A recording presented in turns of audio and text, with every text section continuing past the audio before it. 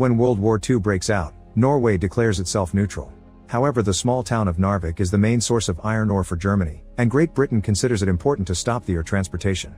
In April 1940, the British Marine Force arrives at Norwegian waters, so a troop of Norwegian soldiers are sent to Narvik as neutrality guards, unaware of the fact that Norway's neutrality has already been breached. Among these soldiers is Toft, who is delighted to go back to his hometown and see his family again.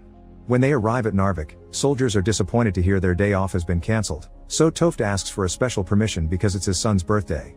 The permission is granted, but he has to come back before midnight.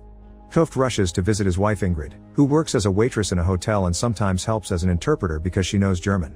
Today there's a meeting with the town mayor, discussing the possibility of an agreement over the ore with British consul Ross and German consul Fritz. Toft reunites with Ingrid, then goes outside to spend time with his son Ole and his father Aslak while he waits for his wife to finish working. When the meeting ends, Ross asks Ingrid if Fritz gave any kind of opinion when he called her over to translate, but Ingrid has no information to share. Afterward the family has dinner together, and after Aslak and Ole go to bed, Toft and Ingrid get frisky together. Toft ends up falling asleep by mistake, and he's woken up by the sound of explosions in the area. Once Ingrid has said goodbye to him, Toft rushes out and sees fire at the coast.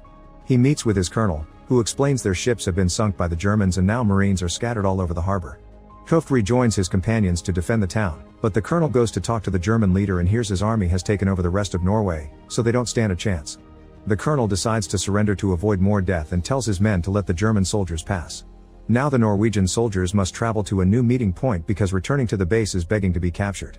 The next morning, Ingrid goes to work and finds Ross' assistant sneaking inside through the employee door, explaining it's a matter of life or death. When Ingrid reaches the reception, she discovers the German army has taken over the hotel as a base, and Fritz asks her to be their translator. He also requires all the room keys.